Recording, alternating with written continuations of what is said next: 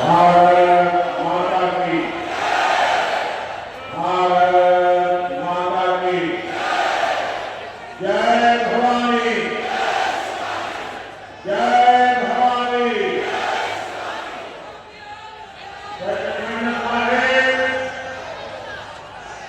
बाहुल की रानी रेणुका देवी, मालेगांव का खंडोबा, उनकेश्वर महादेव, विष्णुपुरीतील काळेश्वर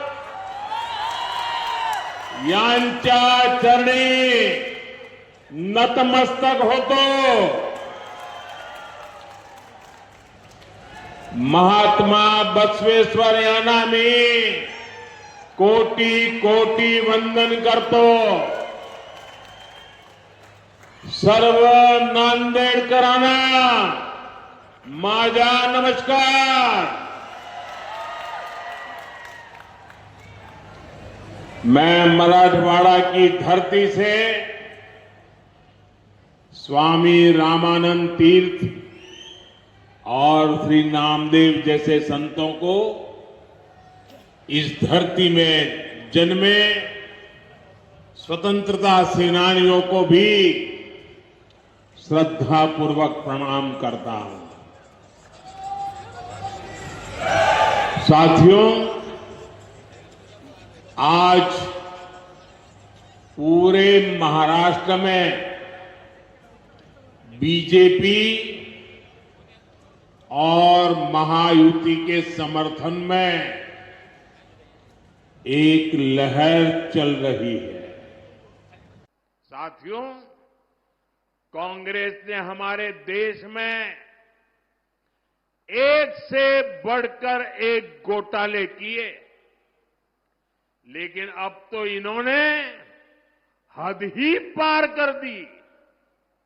कांग्रेस ने फर्जीवाड़े में अपना ही रिकॉर्ड तोड़ दिया है। आपने टीवी और मोबाइल पर देखा होगा, कांग्रेस के लोग संविधान के नाम पर अपनी एक अलग लाल किताब बंटवा रहे हैं। कांग्रेस की लाल किताब पर ऊपर तो लिखा है भारत का संविधान, लेकिन लोगों ने जब भीतर से खोला तो पता चला कि लाल किताब कोरी है। सारे पन्ने कोरे, उसमें बाबा साहब के संविधान का एक शब्द भी नहीं लिखा है। ये उनकी बाबा साहब के प्रति जो नफरत है ना, उसका ये नमूना है।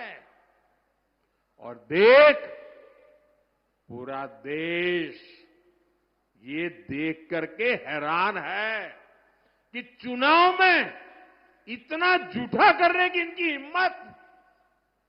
संविधान के नाम पर लाल किताब छपवाना, उसमें से संविधान के शब्दों को हटाना, ये संविधान को खत्म करने की कांग्रेस की पुरानी सोच का नमूना है। ये कांग्रेस वाले देश में बाबा साहब का नहीं, अपना अलग ही संविधान चलाना चाहते हैं। यही कोशिश इन लोगों ने आपातकाल के दौरान की थी, इमरजेंसी में की थी। अब अपनी अलग किताब छपवाकर ये संविधान का मजाक उड़ा रहे हैं। सच्चाई ये है कि कांग्रेस और उसके साथियों को बाबा साहब के संविधान से नफरत है। साथियों, आजादी के बाद कांग्रेस पार्टी ने बाबा साहब के संविधान के साथ सबसे पहला विश्वासघात कश्मीर में किया था। पूरे देश ने बाबा साहब के संविधान को स्वीकार किया, लेकिन कांग्रेस पार्टी ने आर्टिकल 370 के जरिए कश्मीर में अलग विधान चलाया। कश्मीर में हमारे तिरंगे की जगह अलग झंडा चलाया। कांग्रेस ने जम्मू कश्मीर के दलितों को उनके कोई अधिकार नहीं दिए। कश्मीर इतने दशकों तक आतंकवाद की आग में जलता रहा। कश्मीर में अलगाववाद फलता फूलता रहा।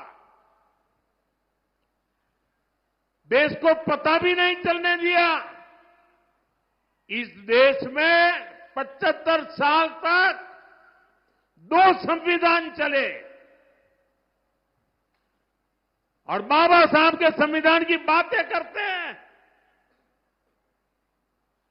क्या बाबा साहब आंबेडकर का संविधान जम्मू कश्मीर में लागू होना चाहिए था कि नहीं होना चाहिए था? उन्होंने नहीं लागू होने दिया। 370 की दीवार बनाई थी। और जब मोदी आया, दशकों के इंतजार के बाद हमने कश्मीर को आर्टिकल 370 की जकड़ से आजाद करवाया। 370 की दीवार को हमेशा हमेशा के लिए जमीन में गाड़ दिया है।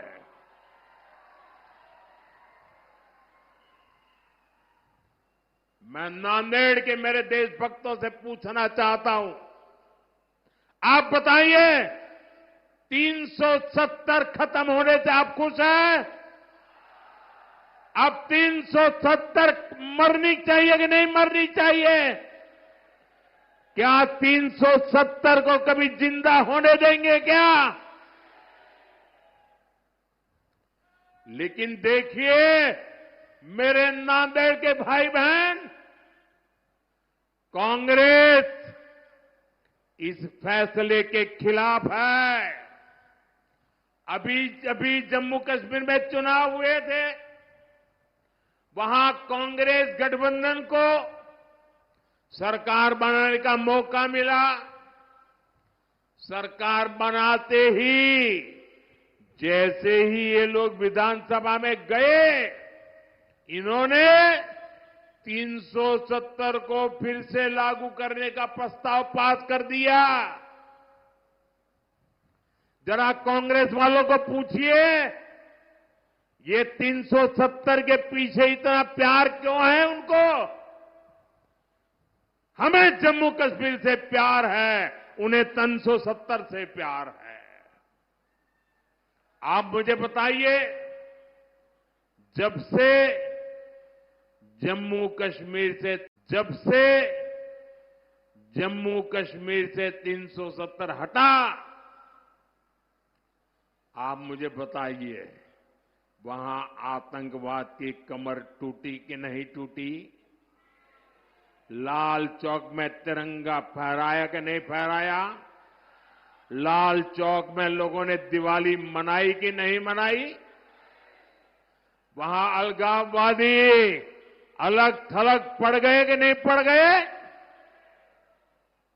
इतना ही नहीं, कश्मीर में विकास को नई गति मिली है। वहां लोकतंत्र मजबूत हुआ। दलितों को पहली बार आजादी के 75 साल के बाद पहली बार दलितों को उनके अधिकार मिले हैं।